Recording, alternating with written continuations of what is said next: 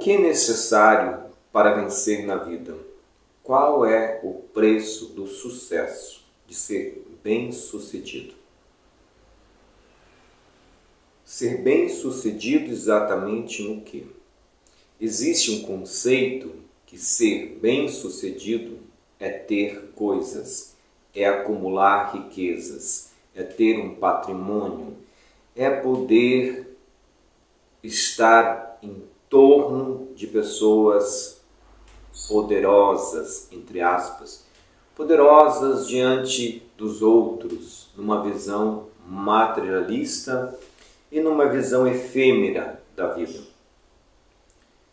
Qual é o preço de ser bem-sucedido? Qual é o preço da fama? Neste mundo ilusório, fala-se tanto em meritocracia, como se para conseguir sucesso, para conseguir acumular bens, fosse apenas uma questão de condições próprias, de recursos próprios, como se dependesse unicamente da pessoa. Como se todas as pessoas nascessem no mesmo padrão, dentro das mesmas condições. Ou seja, como uma criança que nasce na África e a outra que nasce na Islândia tivessem as mesmas condições para chegar no mesmo objetivo. Ou alguém que nasce no Brasil, numa favela, cercado por inúmeras questões complicadas, a exemplo do tráfico de drogas, e a outra que nasce num bairro nobre de São Paulo ou de uma outra grande capital. Se o nosso ponto de partida não é igual, então a ideia da meritocracia é ilusória. Se não temos as mesmas condições sociais, intelectuais, então estamos nos baseando num conceito equivocado. E há outros assuntos relacionados, outros temas, outras experiências relacionadas a isso, que também poderíamos levar em conta, sobre qual realmente é a nossa partida, nosso ponto de partida na vida. Esse sucesso, então, fruto supostamente de um mérito próprio, é o que é vendido para as pessoas, é o que a mídia vende, é o que aqueles que dizem saber o caminho para o sucesso ensinam em livros, em palestras, em cursos e etc. Sucesso, ser bem-sucedido. Isto, de fato, faz algum sentido quando nós começamos a examinar a realidade, porque a realidade nos mostra pessoas que têm muitos recursos materiais, mas que são infelizes, que adoeceram emocionalmente, que não conseguiram estabelecer laços de afetividade com ninguém. Existiu uma enfermeira nos Estados Unidos, naqueles hospitais luxuosos aonde os milionários iam para passar seus últimos dias na matéria, que conversava muito com eles e até escreveu um livro baseado nas experiências daquelas pessoas. E aquelas pessoas, então, que eram vistas, invejadas, vistas como bem-sucedidas, milionários, os seus últimos dias eles passaram sozinhos naqueles hospitais luxuosos, se lamentando pelas coisas que não tiveram, pelas coisas que o dinheiro não pôde comprar, como a afetividade dos filhos, por exemplo. Porque os filhos se espelharam nos pais, aprenderam que o mais importante é o ter. Como nunca receberam afetividade, amor, algo real e legítimo dos pais, abandonaram seus pais naqueles hospitais luxuosos para ali passarem da melhor forma possível seus últimos dias na matéria. a vida me diz que esta é uma das realidades das pessoas bem-sucedidas. Há outras, por exemplo, pessoas muito bem-sucedidas na sociedade, extremamente depressivas, que não conseguem viver. Elas são escravas do ter, são escravas das coisas, escravas do trabalho, escravas de tudo aquilo que é invejado, que é visto como algo benéfico, algo glorioso. Recentemente, com a explosão de uma ponta de um iceberg das questões envolvendo as pessoas bem-sucedidas de Hollywood, podemos ver um pouco do preço a se pagar para ser bem-sucedido, para ser famoso. Porque muitos imaginam que para chegar ao lugar de sucesso na mídia, basta ter talento. Aqui no Brasil, por exemplo, existe também um núcleo, as pessoas que dominam esses campos de atuação do mundo artístico, e se você não passar naqueles degraus, se você não estiver associado com certos grupos, se você muitas vezes não se iniciar em certas ordens, se você não participar de certos eventos, como muitas atrizes, muitos atores já vieram em público e falaram do que acontece nos bastidores e foram talvez não levados a sérios. Recentemente eu vi uma entrevista do Will Smith falando sobre como é o caminho para o sucesso. Então ele falou muitíssimo, os 10% para dar para a sociedade, para instituições carentes. Então ele honrava esses compromissos de ajudar a sociedade, de seguir esta lei da atração que virou um comércio colocado assim de uma forma tão leviana como se dependesse tudo da lei da atração. Não é dessa forma que, por exemplo, a Rosa Cruz ensina e outras ordens, ou o hermetismo e tantas outras formas de abordagem das leis universais. Nenhuma ordem séria ensina de uma forma tão leviana como tem sido ensinado por muitos por aí.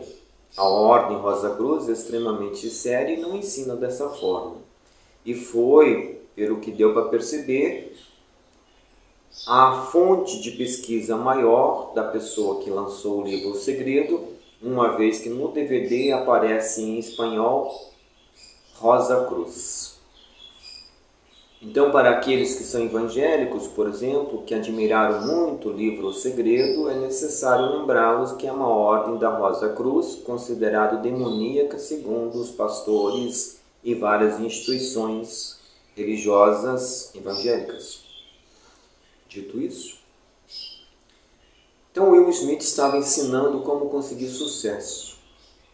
O problema é que quando as pessoas ensinam o caminho do sucesso, elas ensinam não exatamente o caminho que elas fizeram.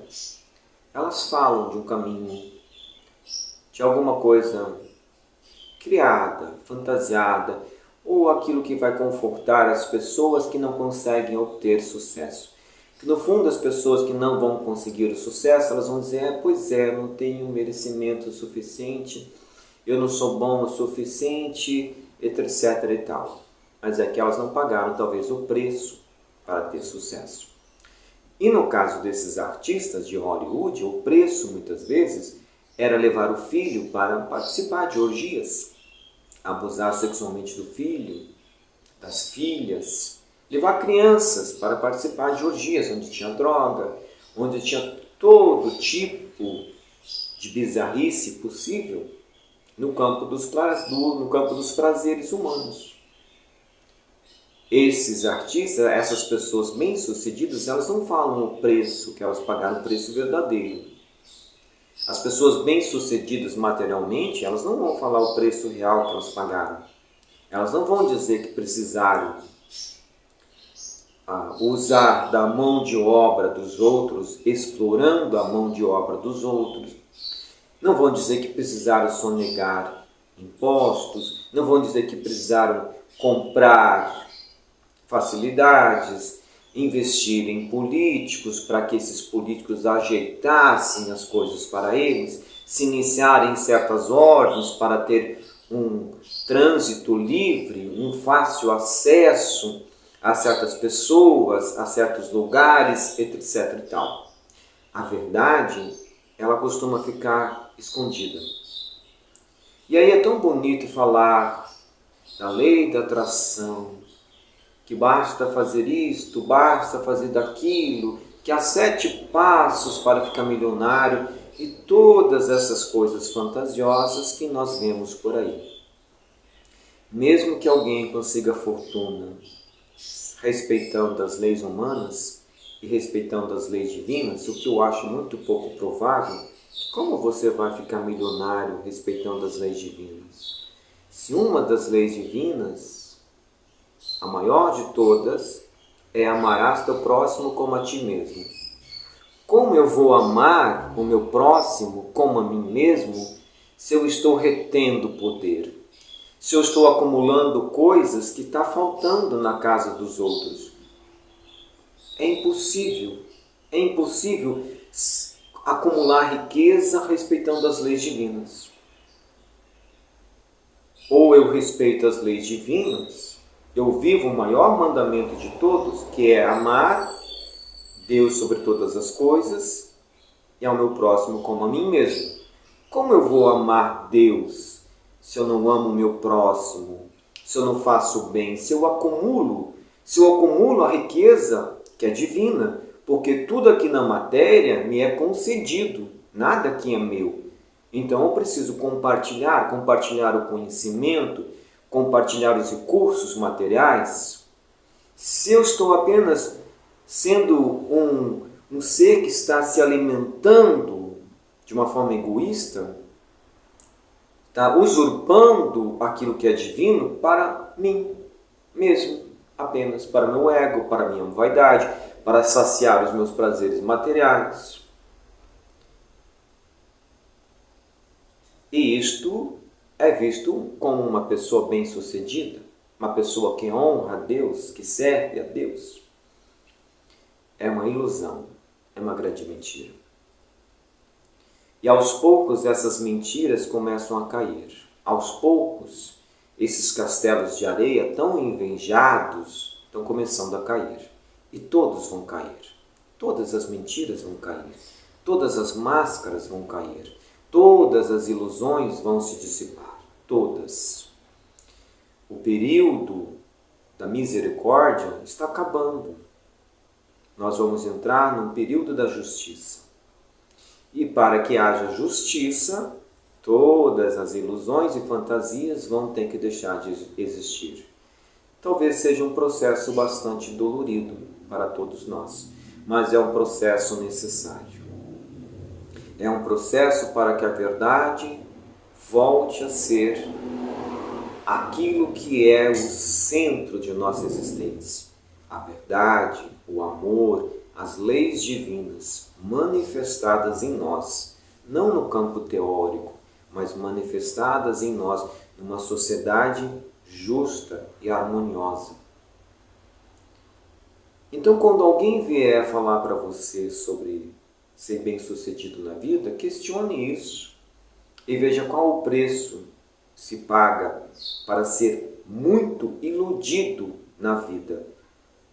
Existe uma frase de Bezerra de Menezes que diz que aquele que vence no mundo dos negócios já está vencido por si mesmo. E é isso que acontece. Porque quando nós vencemos nesse mundo de fantasias, nós já vencemos a nós mesmos. Estamos derrotados. Estamos derrotados por nós mesmos. Acabamos derrotados por nossas próprias ilusões, por nossas próprias fantasias. E aí, perdemos uma oportunidade de vencer o mundo como Jesus ensinou. Jesus nos ensinou o contrário daquilo que nós vemos manifesto hoje em dia no nosso comportamento. Iludidos como somos, ainda acabamos dizendo que estamos seguindo Jesus. Talvez aquele discípulo de longe que Jesus fala, dando exemplo do discípulo de longe e o discípulo de perto. O discípulo de longe é aquele que 1 hora por semana faz alguma coisa boa, ou pelo menos acha que está fazendo, que faz uma oração, que ajuda alguém, 1 hora, 1 minuto por semana. E o discípulo de perto é aquele que vive e manifesta os ensinos de Jesus 24 horas por dia. Seria alguém a exemplo de Bezerra de Menezes, conhecido também como o médico dos pobres, ou como irmão Dulce, que vivia 24 horas com Jesus. As ilusões geralmente são as motivações que nós temos para viver. O problema é que estamos chegando num período que as ilusões não vão mais conseguir nos motivar. O que vai nos motivar daqui para frente? O que vai ser realmente o nosso objetivo? Ser bem-sucedido verdadeiramente é vencer justamente as ilusões todas. Ser bem-sucedido é viver em paz consigo mesmo. Ser bem-sucedido é poder dormir de noite, ter uma noite de sono tranquila, acordar no outro dia em paz, sem ter usurpado os recursos que a divindade nos concede, sem ter usado o outro para conseguir alguma coisa, sem ter explorado uma mão de obra, sem ter vendido a sua paz para um sistema, como fazem os artistas, por exemplo, como fazem os grandes empresários, os cientistas. Literalmente vendem a alma para conseguir coisas, vendem a sua paz para conseguir coisas, vendem tudo para conseguir a ilusão da vida. O preço que os artistas mirins pagaram, por exemplo, para serem bem-sucedidos, como Michael Jackson, o Justin Bieber e tantos outros, esse preço os pais não falam. Você acredita mesmo que os pais não sabem do que essas crianças precisavam fazer para serem bem-sucedidas? Ou você acha que essas pessoas de repente mudaram seu comportamento, começaram a se encher de tatuagens como uma forma de mutilação, como uma forma de não gosto do que eu faço, daquilo que eu sou obrigado a fazer? Você acha mesmo que essas pessoas mudam o comportamento tão radicalmente porque elas estão felizes, porque elas se amam, porque elas estão fazendo só aquilo que elas gostam, só aquilo que a consciência delas aprova?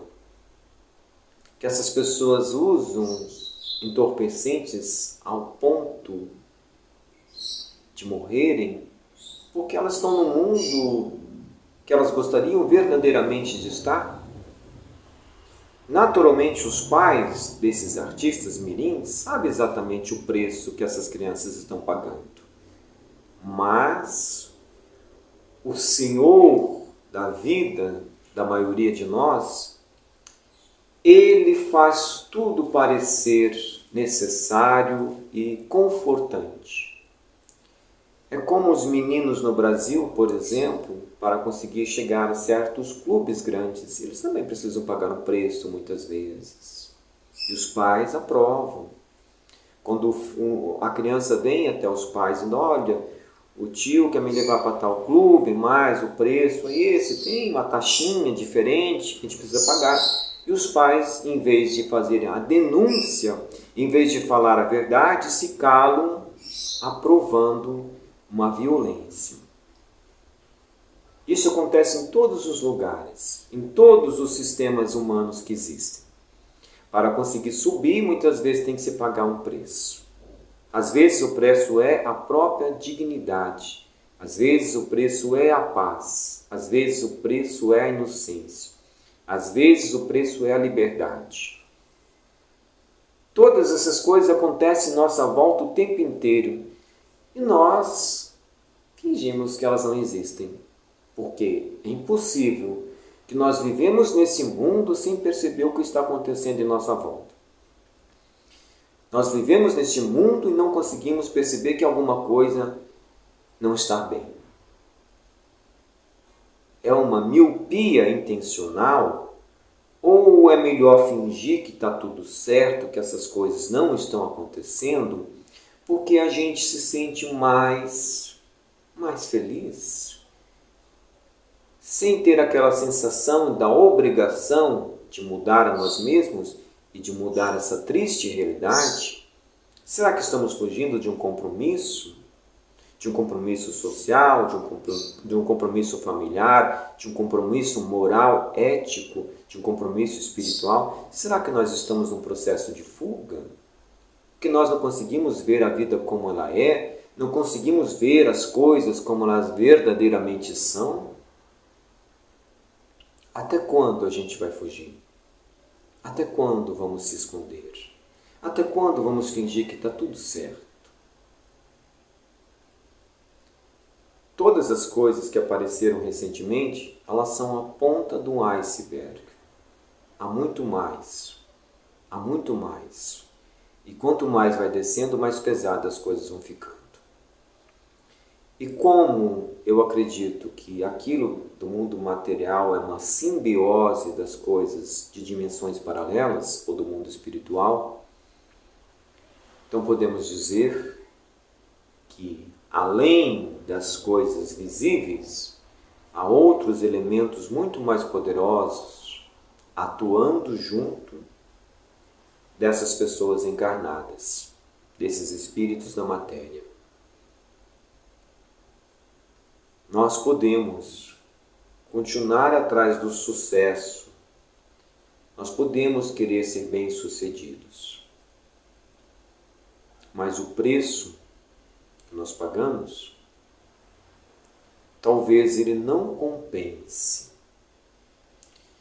Se nós conseguíssemos sair pelo menos da ilusão, da fantasia de dizer, olha, eu sigo a Jesus, eu respeito as leis divinas, eu aceitei Jesus como meu Salvador, e começássemos a observar os nossos frutos, como Jesus ensinou, observar não a árvore, mas os frutos que a árvore dá.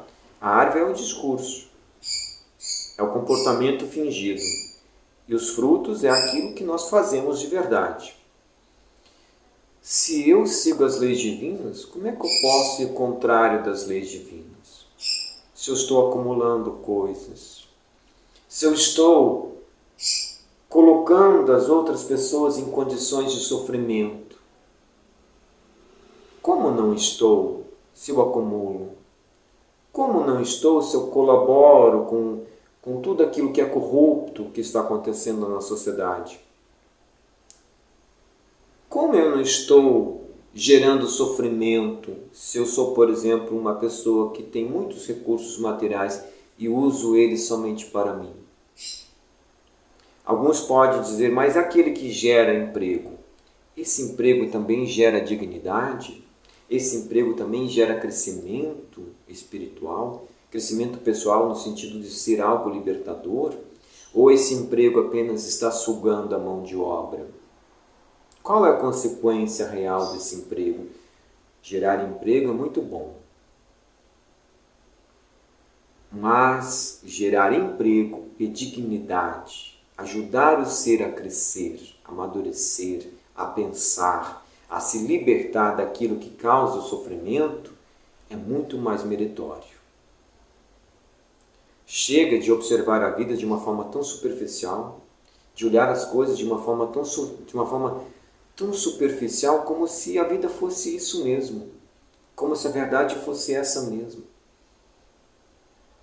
Ou nós podemos continuar nesse sonho lindo que nós criamos, mas lembrando que chegará um período que esse sonho vai ter que se desfazer, que nós vamos ter que acordar para nós mesmos, para a realidade, acordar para ver, sentir e viver sem estar anestesiado por questões externas ou por estímulos equivocados em nós mesmos.